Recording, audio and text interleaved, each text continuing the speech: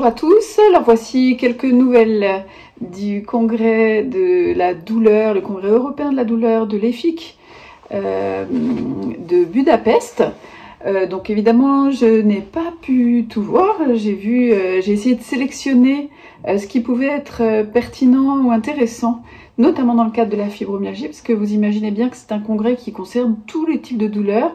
C'est pas comme le congrès Fibromyalgia 2023 où on est allé à Vienne et on était allé au précédent, où là c'est vraiment consacré intégralement à la fibromyalgie. Donc là il faut essayer de sélectionner ce qui peut avoir un intérêt. Voilà, donc j'ai essayé de sélectionner plusieurs aspects qui m'ont semblé intéressants ou innovants. Alors il n'y a pas de grand scoop thérapeutique, hein, c'est pas là qu'on va trouver le nouveau traitement qui va changer la vie des patients fibromyalgiques, mais en tout cas je vais essayer de vous résumer ce qui m'a semblé intéressant.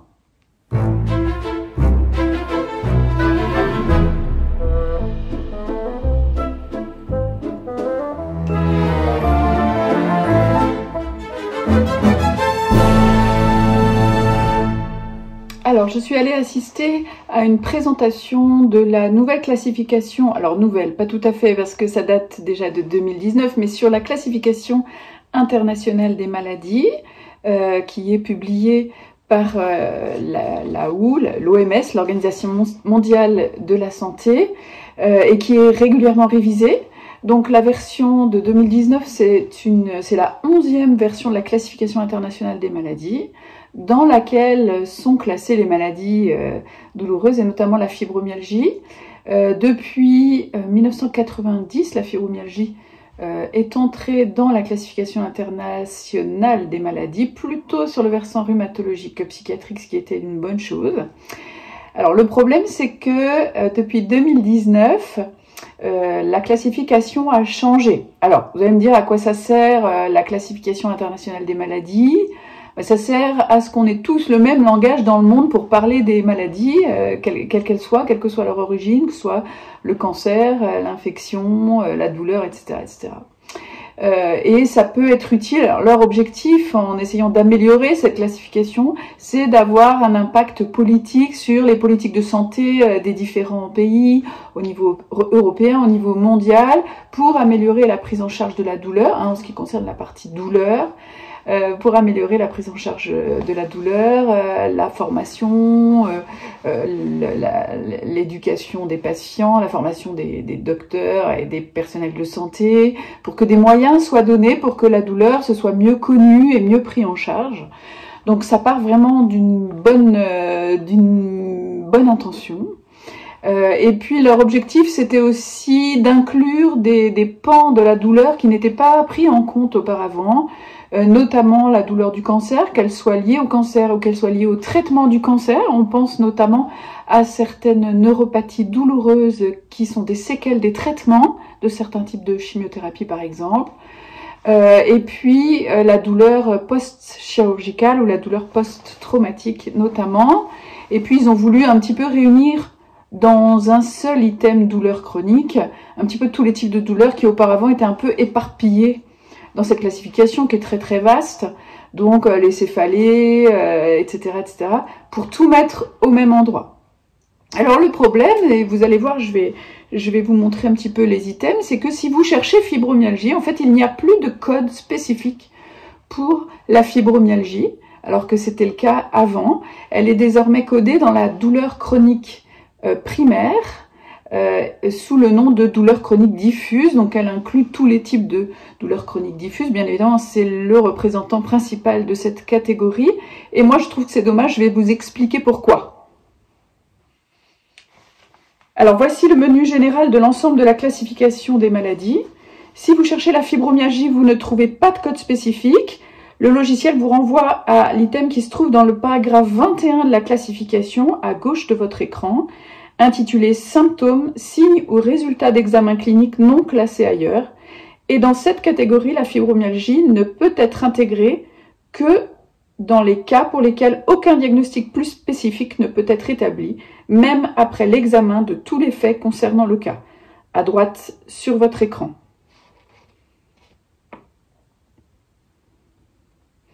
C'est donc à mon sens une vraie régression que cette nouvelle classification en ce qui concerne la fibromyalgie en tout cas. Alors pourquoi je ne suis pas d'accord avec le fait qu'on considère la fibromyalgie comme un diagnostic différentiel, c'est-à-dire ce qui reste quand on a éliminé tout le reste. D'abord, c'est une maladie à part entière et j'essaye de vous faire des résumés des congrès, des informations scientifiques pour vous montrer qu'il y a plein d'anomalies biologiques, immunologiques, génétiques, épigénétiques au niveau du microbiote et dans le fonctionnement musculaire, dans le fonctionnement neurologique. Il y a beaucoup d'anomalies qui sont identifiées par des équipes de chercheurs un peu partout dans le monde qui montrent que c'est vrai, cette maladie est aggravée par le stress, elle peut être déclenchée par un événement traumatisant, mais c'est pas le cas chez tout le monde et elle ne peut en aucun cas se résumer à une maladie psychiatrique, voire même à une maladie que les patients inventent ou pour laquelle les patients seraient simplement des simulateurs. Voilà. Donc je ne suis pas du tout d'accord avec ça.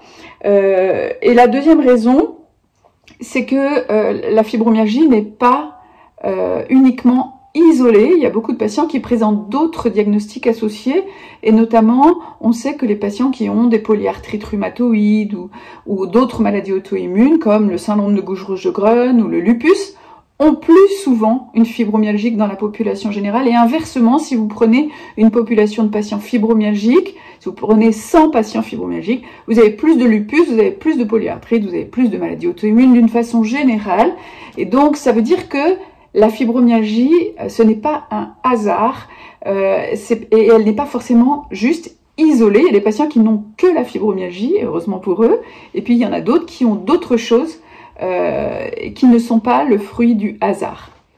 Alors dans la classification, on trouve l'item douleur chronique dans le paragraphe symptômes généraux, donc c'est l'item MG30 que vous voyez sur l'image et dans lequel on distingue la douleur chronique primaire, la douleur chronique due au cancer, la douleur post-chirurgicale ou post-traumatisme, les douleurs musculo-squelettiques secondaires chroniques, la douleur viscérale secondaire chronique, la douleur neuropathique chronique, les céphalées et douleurs orofaciales chroniques, et puis les autres douleurs.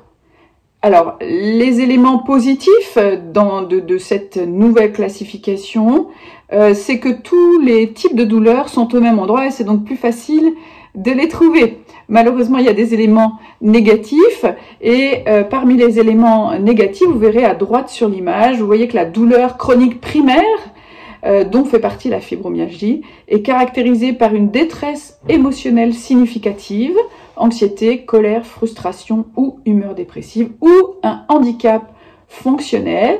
Alors, on nous explique qu'on n'est pas obligé de coter ces items pour que le diagnostic soit validé, mais quand même, c'est écrit et ça entretient toujours l'idée que c'est une maladie psychiatrique, voire une vue de l'esprit. Et je pense qu'un médecin qui connaît pas bien ou qui est déjà pas très enclin à faire le diagnostic ou à prendre en charge les malades, il voit ça et il reste sur l'idée que la fibromyalgie n'existe pas, puisque le code n'existe pas, et en plus, c'est psychique.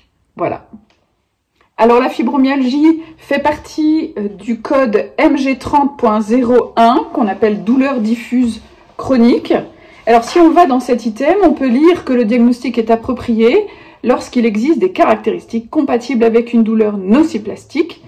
Je vous expliquerai un petit peu après de quoi il s'agit, et des facteurs psychologiques et sociaux identifiés. Donc là encore, on n'est pas obligé de coter ces facteurs, mais c'est écrit et c'est un problème.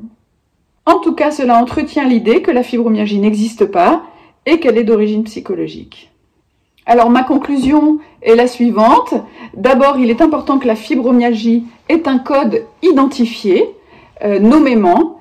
Il n'y a pas de raison que la fibromyalgie ne soit pas codée, alors que l'endométriose est codée, alors qu'elle rentre aussi dans les douleurs viscérales chroniques, et que le syndrome de l'intestin irritable est également codé, alors qu'il rentre aussi dans les douleurs viscérales chroniques. Et donc il n'y a pas de raison qu'on ne puisse pas trouver aussi le code fibromyalgique et pouvoir coder à la fois la fibromyalgie et les douleurs chroniques diffuses.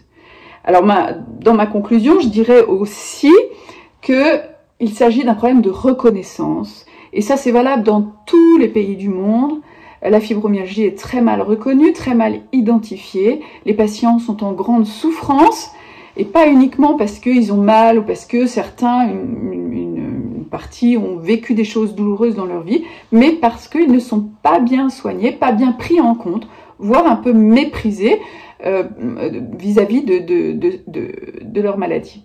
Alors je vous renvoie sur mon blog sur ma petite analyse d'un article sur le prestige des maladies, puisqu'il y a eu une grande étude qui a été faite en Norvège à 3 reprises en 25 ans, et qui demandait aux praticiens, tout un panel de praticiens, de coder, de classer par ordre de prestige, c'est-à-dire un peu ce qu'ils préféraient soigner un certain nombre de maladies, hein, toutes les grandes maladies. Donc vous imaginez au début, il y a la tumeur cérébrale, la leucémie, l'infarctus du myocarde, et tout à la fin, bon dernier, il y a la fibromyalgie, bonne dernière, toujours, et ça n'a pas changé en 25 ans.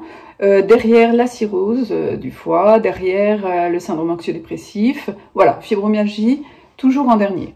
Alors, il y a encore du travail, et cette classification internationale des maladies en est la preuve. Moi, je pense que c'est un problème de reconnaissance. Il faut remettre un code pour la fibromyalgie, c'est important, et je me suis permis de le dire aux membres de la task force, donc du groupe de travail douleur de la classification internationale des maladies qui étaient présents. Ils étaient d'accord, et je suis pas la seule à l'avoir dit, je suis pas la seule à l'avoir pensé, et ça m'a rassurée de voir qu'ils avaient un petit peu l'idée qu'il fallait changer ça, et que voilà, j'imagine qu'ils n'y avaient pas pensé avant. Et par ailleurs, je trouve que ça embrouille les docteurs, parce que si vous changez les dénominations des maladies, eh ben ça les embrouille encore plus. Donc c'est par exemple, donc vous allez appeler maintenant fibromyalgie douleur chronique diffuse, on va plus rien y comprendre. Je rappelle que l'appellation, qui était une bonne appellation, qui consistait à dénommer la fibromyalgie syndrome polyalgique diffus,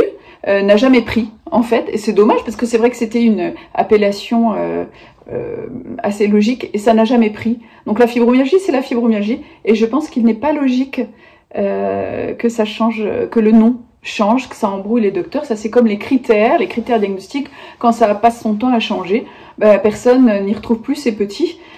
Voilà, donc tout ça contribue à embrouiller des docteurs qui auraient envie de bien faire et de comprendre, et voilà. Et puis enfin, je rappelle que la fibromyalgie se résume pas à la douleur chronique, mais qu'il existe aussi d'autres symptômes qui sont parfois extrêmement, voire encore plus invalidants que la douleur. C'est le cas de la fatigue, l'épuisement à l'effort, parce qu'il y a des gens qui peuvent plus rien faire de leur journée, qui ne peuvent plus avoir d'activité quotidienne. Et puis il y a aussi les troubles du sommeil, les troubles psychiques, les troubles digestifs qui sont parfois très importants, et ça c'est mon dada et on n'en parle pas assez à mon avis. Voilà, donc la fibromyalgie, c'est pas que la douleur, et ce serait encore une autre raison pour rajouter un item spécifique de la fibromyalgie et pas uniquement l'item douleur chronique diffuse. Voilà, c'était mon petit coup de gueule sur cette classification.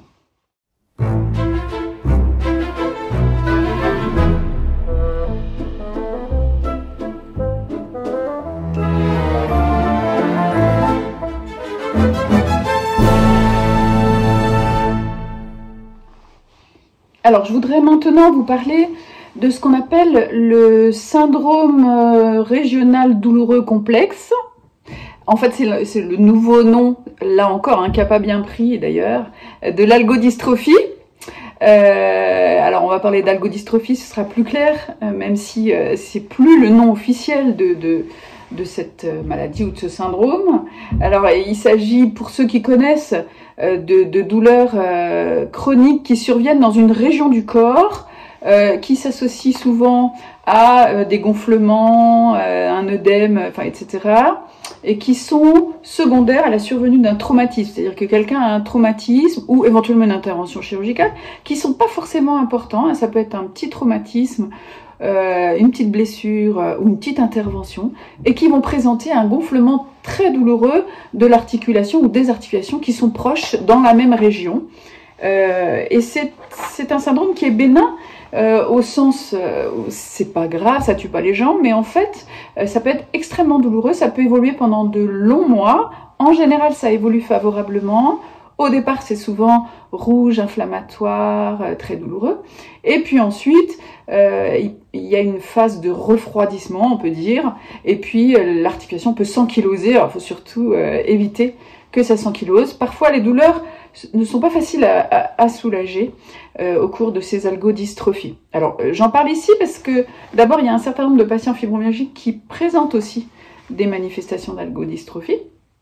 Et aussi, on nous a présenté un topo très intéressant. Vous savez, je vous avais parlé de cette étude qui avait montré que lorsqu'on prenait les anticorps sanguins, les immunoglobulines sanguines de patients fibromyalgiques et qu'on les injectait à des souris, eh bien on provoque la douleur, la fatigue, c'est-à-dire qu'elles ont plus mal dès qu'on les touche, elles ralentissent leur fonctionnement, on provoque même une neuropathie des petites fibres, ça j'aurai l'occasion d'en reparler tout à l'heure, et ça ne se produit pas si on injecte les anticorps d'un patient qui n'a pas de fibromyalgie. Et donc ça c'est une étude très intéressante qui montre que la fibromyalgie, qu'il y a quelque chose d'immunitaire, un dérèglement immunologique dans la fibromyalgie. Et donc ça, je vous en avais déjà parlé lors des précédentes vidéos. Et là, il se trouve qu'ils ont fait un peu une étude similaire dans l'algodystrophie. Et ils ont montré qu'il se produisait un petit peu la même chose, c'est-à-dire que si on prend les anticorps d'un patient qui a une algodystrophie et qu'on les injecte à une souris, elle va développer une algodystrophie, mais uniquement si on lui fait une petite blessure. Donc ils lui font une toute petite blessure sous la patte. Et en fait, la souris développe une algodystrophie, alors que si on le fait avec des patients sains, en fait, ça ne se produit pas. Alors la différence avec la fibromyalgie, c'est qu'il y a besoin d'un traumatisme pour que ça se produise, ce qui n'est pas le cas dans la fibromyalgie. Et par ailleurs, ce sont probablement pas les mêmes anticorps qui sont en cause. Et autre différence avec la fibromyalgie, c'est que dans la fibromyalgie, on a identifié, et ça c'est très intéressant, et je vous en parle parce que je pense que dans les années à venir, il va y avoir des pistes thérapeutiques très intéressantes dans la fibromyalgie notamment. C'est que dans la fibromyalgie, les anticorps vont se fixer sur les ganglions de la moelle dorsale. Vous savez que c'est un relais neuronal important à chaque niveau de la moelle épinière. Et c'est un relais sensitif important dans le contrôle, dans le transfert des influx douloureux jusqu'au cerveau. Et il y a des perturbations probablement importantes qui se produisent dans ces ganglions de la moelle dorsale, qui ne sont pas des ganglions au sens strict, parce que c'est nerveux. Et ça, par contre, on ne le retrouve pas dans l'algodystrophie. Ce qui est intéressant dans ce qui nous a été dit, en fait, c'est qu'il y a des voies inflammatoires qui sont perturbées, des voies, alors ça va pas vous dire grand chose, mais des voies du TNF, de l'interleukine 1, des voies de JAK-STAT, enfin, voilà, c'est des voies un petit peu particulières, et que en utilisant des biothérapies, c'est-à-dire des traitements ciblés sur ces voies, eh bien, on améliore les souris. Et donc, du coup, ça veut dire que dans les formes très réfractaires, les formes sévères, il y a peut-être une piste thérapeutique à l'avenir pour l'algodystrophie, mais pourquoi pas aussi pour la fibromyalgie.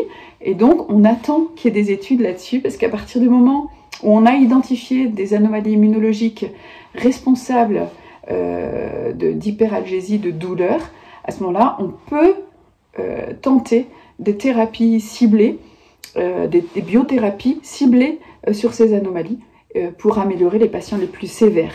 Voilà, donc c'est vraiment des pistes intéressantes. Alors là, pour l'algodystrophie, les molécules testées, c'est l'Ambrel, donc l'étanercept, qui est une biothérapie utilisée dans la polyarthrite rhumatoïde, une biothérapie anti-TNF, le tofacitinib, anti-JAK-STAT, et l'anakinra, qui est une voie, c'est via la voie de l'interleukine 1. Alors ça vous dit pas grand-chose, mais moi je trouve que c'est passionnant, et je pense que beaucoup de docteurs qui n'aimaient pas trop la fibromyalgie vont commencer à s'y intéresser à partir du moment où il y a des anticorps, où il y a de l'auto-immunité et où il y a des traitements un petit peu plus complexes. Voilà, donc on est en attente d'autres études, en tout cas dans la fibromyalgie, hein, parce que je voudrais pas avoir l'air d'extrapoler des choses qui sont pas extrapolables.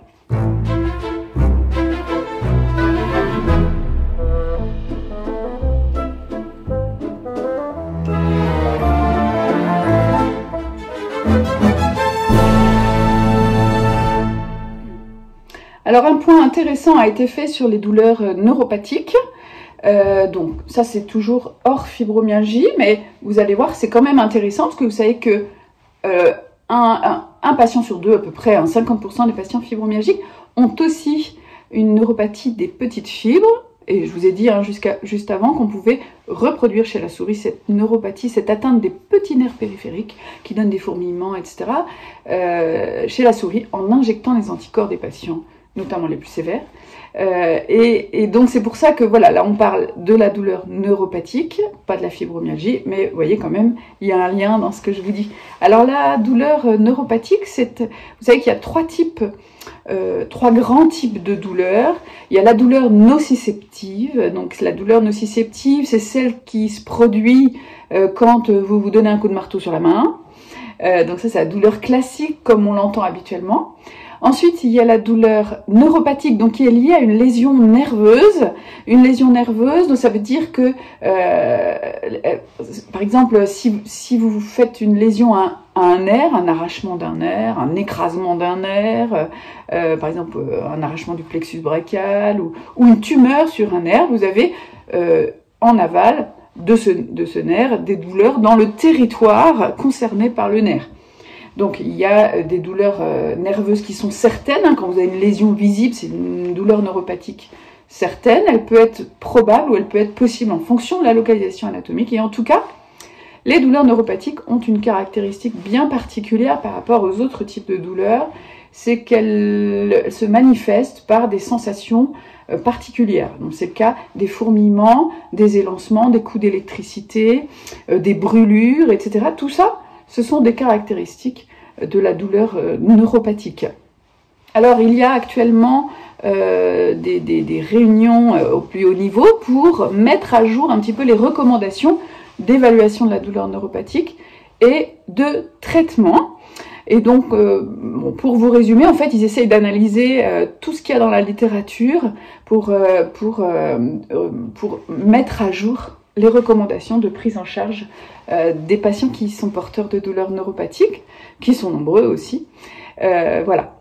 Alors, on a eu une présentation sur l'évaluation, comment on fait le diagnostic, comment on évalue la douleur neuropathique. Eh bien, en fait, on a essayé pendant longtemps de mettre au point des techniques, des tests physiologiques pour mesurer, pour évaluer.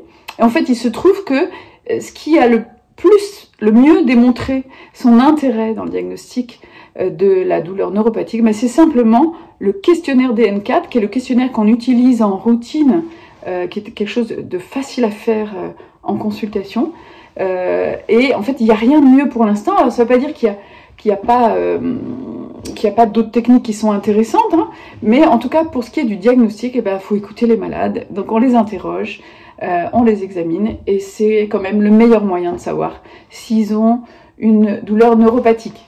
Alors, le questionnaire DN4, c'est un questionnaire qui comporte 10 questions, dont 7 sont subjectives et 3 sont objectives, c'est-à-dire qu'il faut faire un mini-examen pour faire le diagnostic. Alors, subjectivement, c'est le patient qui dit, dans le territoire concerné par la douleur, est-ce qu'il y a des brûlures, est-ce qu'il y a des sensations de froid douloureux, est-ce qu'il y a des décharges, est-ce qu'il y a des fourmillements, des picotements, des engourdissements ou des démangeaisons. Et puis, objectivement, le docteur va regarder s'il y a une diminution de la sensibilité tactile, une diminution à la piqûre et une douleur provoquée par le frottement. Voilà. Si le test DN4 est supérieur ou égal à 4 sur 10, c'est qu'il y a probablement dans le territoire concerné une douleur neuropathique. Alors, bien évidemment, il y a d'autres examens qui peuvent être intéressants, hein, des tests plus physiques, neurophysiologiques, des tests sensoriels quantitatifs, la biopsie de peau qui permet de faire le diagnostic de la neuropathie des petites fibres, le microscope confocal, l'imagerie fonctionnelle cérébrale, mais tout ça, c'est pas des éléments qui vont nous aider à faire le diagnostic de la douleur, ce sont plutôt des choses qui vont aider à quantifier ou essayer de rechercher la cause ou le mécanisme d'apparition de la douleur. Alors en ce qui concerne le traitement de la douleur neuropathique, tous les docteurs qui font de la douleur connaissent un petit peu ça. Alors vous savez que dans la fibromyalgie, la fibromyalgie seule, hein, hors douleur neuropathique. Il n'y a aucun médicament qui a l'autorisation de mise sur le marché pour traiter la fibromyalgie elle-même. Contrairement aux États-Unis, où il y a certains antidépresseurs ou anticonvulsivants qui ont l'autorisation de mise sur le marché, comme la duloxétine, la gabapentine, etc. Mais pas en France, pas en Europe, parce qu'en fait, c'est pas très probant. Alors, il y a quelques patients que ça va améliorer, et je pense notamment ceux qui ont une neuropathie des petites fibres, ça a du sens d'essayer, mais voilà, c'est une minorité de patients, et c'est pour ça qu'il n'y a pas pour l'instant de traitement miraculeux dans la fibromyalgie. Je vous invite à regarder un petit peu toutes les autres vidéos qu'on a faites pour savoir quoi mettre en place pour aller mieux, parce qu'il y a plein d'autres choses à faire pour aller mieux. Je ne voudrais pas avoir l'air d'être trop négative. En tout cas, pour ce qui est de la douleur neuropathique, donc il y a des recommandations françaises. Ils sont en train de revoir un peu ces recommandations au niveau international. Mais en ce qui concerne la douleur neuropathique localisée, par exemple, vous avez présenté une algodystrophie sur la main et il vous reste une très forte douleur neuropathique sur la main, on peut utiliser d'abord des choses locales ou des traitements par voie orale, ou les deux en même temps, mais comme c'est que à un endroit, on peut se permettre d'essayer des choses qui n'agissent que là où on les met. Par exemple, c'est le cas des patchs de lidocaïne, de Versatis. Alors théoriquement, c'est plutôt la douleur neuropathique post-herpès, hein, après une infection herpétique, vous savez que, post-zona. Donc après un zona ou un herpès, vous pouvez avoir des douleurs séquelaires dans la région concernée. Mais en tout cas, ça marche, et ça marche d'autant plus chez les gens qui ont une allodynie, c'est-à-dire dès qu'on effleure, ça fait très très mal. Voilà. Et puis le deuxième traitement local, c'est la capsaïcine, donc c'est le piment, le Qutenza, qui se fait lui par contre en hospitalisation de jour et qui peut avoir un intérêt important pour les patients qui sont très douloureux. Alors il y a aussi des études sur la toxine botulique localement qui peuvent être intéressantes et par ailleurs on peut utiliser ce qu'on utilise dans les douleurs neuropathiques plus diffuses ou qui ne sont pas localisées, et notamment parmi les traitements antidépresseurs, la duloxétine, la venlafaxine, mais aussi la gabapentine, le Neurontin, et la prégabaline, le Lyrica, mais le Lyrica plutôt en deuxième intention, en sachant que ces deux médicaments peuvent faire l'objet de mésusage, c'est-à-dire d'une espèce d'addiction, si je puis dire, et donc il faut les prescrire avec précaution, et toujours prescrire tout doucement, en augmentant très progressivement les doses. Voilà, c'est important. C'est pas toujours très bien toléré, en tout cas pas dans la fibromyalgie, mais c'est pour ça qu'il faut aller tout doucement. Et également le tramadol. Voilà. Alors, dans les recommandations françaises, ils incluent aussi la prise en charge psychologique et la neuromodulation. La neuromodulation, bah, c'est le TENS, c'est la RTMS, etc. Et ils prévoient d'inclure dans la nouvelle classification internationale des notions de neuromodulation, parce qu'effectivement, il n'y a pas que les médicaments pour améliorer les patients.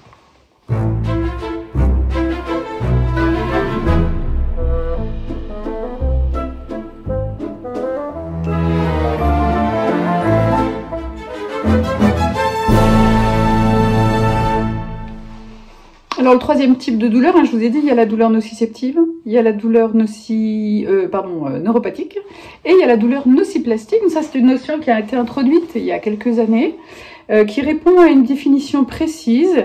Il s'agit d'une douleur qui survient en lien avec une altération de la nociception, non explicable par les deux autres mécanismes de douleur. C'est le type de douleur qu'on trouve dans la fibromyalgie et dans le syndrome de l'intestin irritable, par exemple. La sensibilisation périphérique est centrale et caractéristique de la douleur nociplastique, mais peut aussi se voir dans les deux autres types de douleurs et se manifeste par de l'allodynie, de l'hyperalgie, c'est-à-dire des sensations très douloureuses dans certaines régions. L'allodynie, c'est vraiment, dès qu'on touche, ça fait très mal. Et les conditions retenues par l'association internationale IASP, c'est une durée supérieure à 3 mois, une distribution étendue de la douleur, c'est-à-dire au minimum régionale, voire multifocale ou diffuse, et la douleur n'est pas totalement expliquée par les deux autres mécanismes de douleur, et les signes cliniques de l'hypersensibilité à la douleur sont présents dans la zone douloureuse. Voilà, c'est les conditions minimales pour parler de douleur nociplastique. Alors en fait, ça paraît un peu compliqué tout ça, surtout que dans la fibromyalgie, il y a plusieurs types de douleurs, et ça je le dis souvent. La douleur principale, c'est ce qu'on appelle la douleur nociplastique, c'est cette espèce de thermostat branché au maximum où finalement pour des simulations douloureuses faibles, voire inexistantes, il y a des douleurs importantes, donc il y a une espèce de dérèglement très haut de la sensation douloureuse. Moi je parle volontiers de thermostat au plafond. Voilà, mais il y a aussi d'autres causes de douleur, et notamment beaucoup de patients fibromyalgiques présentent aussi des manifestations de troubles musculo-squelettiques, de tendinite, d'arthrose, de poussée d'arthrose, de douleurs inflammatoires. Alors je ne parle pas de ceux qui ont aussi un rhumatisme inflammatoire, mais c'est vrai que beaucoup de patients ont aussi d'autres manifestations musculo-articulaires. Et puis il y a aussi évidemment des douleurs digestives, ça c'est quand même parmi les choses très fréquentes, et 50% des patients ont une neuropathie des petites fibres, et c'est cette neuropathie qui atteint un petit peu les extrémités, qui se manifeste par des douleurs neuropathiques, notamment dans les extrémités. Et également, mais ça je le redis souvent, c'est qu'il y a un dysfonctionnement musculaire, et donc quand comme les batteries fonctionnent, les batteries sont faibles, et un petit peu c'est variable d'un jour à l'autre, mais si le patient en fait trop, s'il dépasse sa charge énergétique, j'allais dire, alors à ce moment-là, c'est comme le téléphone, ça s'éteint, et quand ça s'éteint, ça fait mal, de la même façon qu'un marathonien qui dépasse ses limites va avoir très mal dans les muscles, et bien le fibromyalgique, il va aussi avoir mal dans les muscles. Et ça, vous voyez, c'est une douleur que moi, j'ai du mal à classer dans les différents types de douleurs. Est-ce qu'on la classe dans les douleurs nociplastiques, peut-être, parce que le cerveau aussi est en manque d'énergie, ou est-ce que c'est dans les autres types de douleurs, parce qu'il y a toujours une case autre. Voilà. En tout cas, c'est un type de douleur à prendre en compte, c'est très important pour l'adaptation du rythme quotidien du patient. Et enfin, il y a une composante émotionnelle importante dans la fibromyalgie, même si j'aime pas qu'on dise que c'est une maladie psychiatrique, parce que c'est pas vrai. Il y a une composante émotionnelle importante, et dès qu'il y a du stress, il y a de la douleur.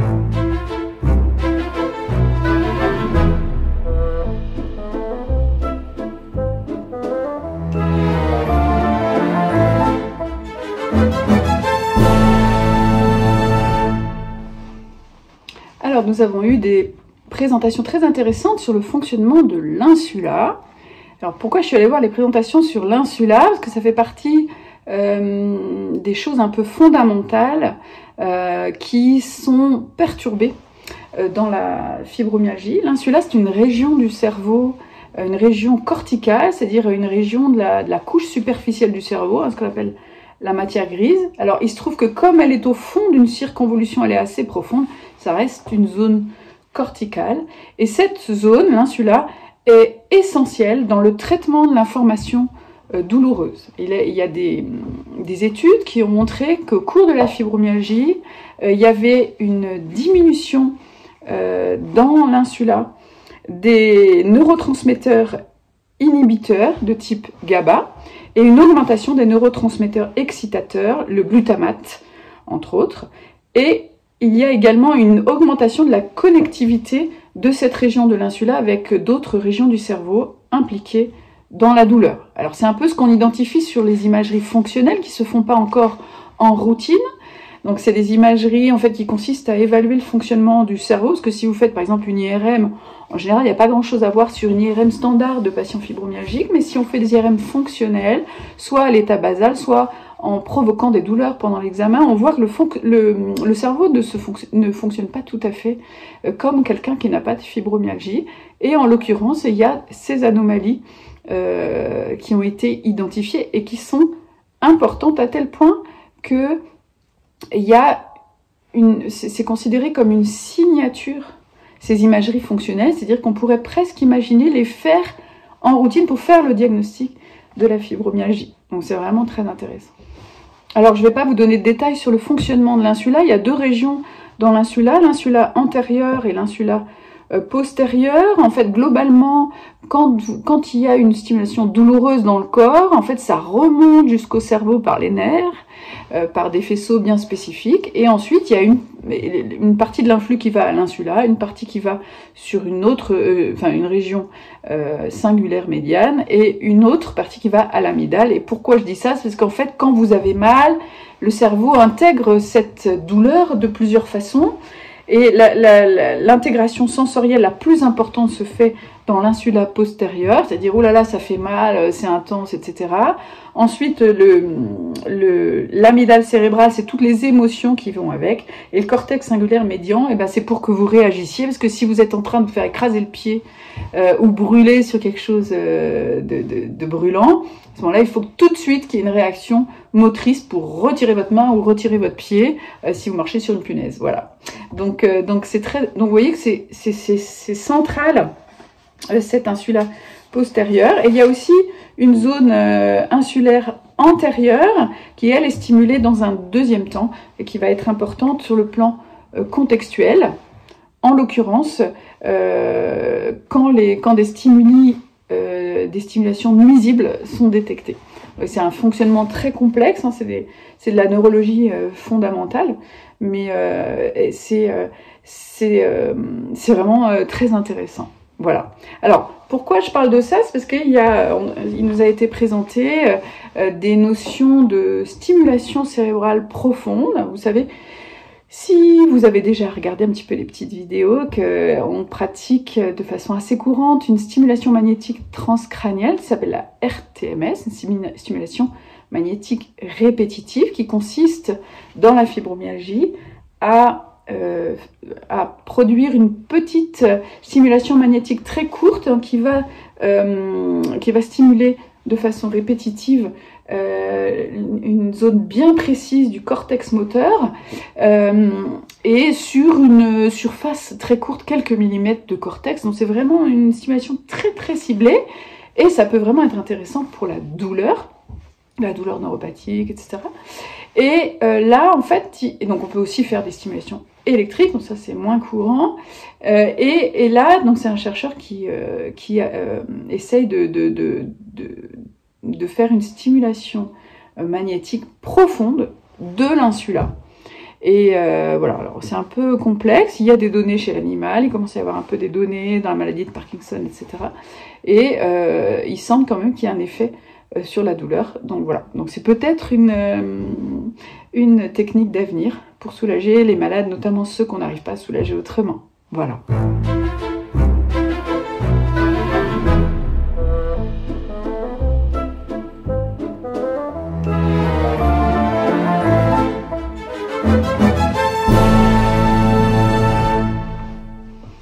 Alors, pour finir, il y a eu des présentations intéressantes sur la protéomique, tout ça appelle les omiques, la métabolomique, protéomique, transcriptomique, etc., etc.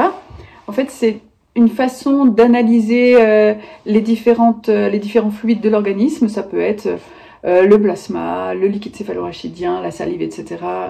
Et d'analyser, en fait, de faire une photographie de toutes les molécules qui nous intéressent, présentes, et ça reflète, en fait, ça fait une espèce de puzzle, et ça reflète le fonctionnement métabolique d'un individu. Il semble qu'il y ait des je ne sais pas si on appelle ça des protéomes, enfin des clichés, des photographies qui soient très spécifiques de la fibromyalgie. Et donc cette dame qui travaille en Suède, le docteur Gafuri, nous a présenté cette façon de capter une image d'un type de fonctionnement métabolique, notamment dans la fibromyalgie et la douleur neuropathique. Alors malheureusement, c'est pas quelque chose qu'on fera en routine très vite, c'est un peu complexe, mais c'est quand même intéressant parce que les dysfonctionnements métaboliques dans la fibromyalgie, ça se voit pas sur les examens courants, mais peut-être qu'un jour on fera une prise de sang, on dira pouf, hop, là c'est fibromyalgie, ça pourrait être un mode diagnostique intéressant. Malheureusement, c'est pas pour tout de suite. Et effectivement, ce qu'elle a expliqué, c'est que ça pouvait à terme aboutir à des pistes thérapeutiques.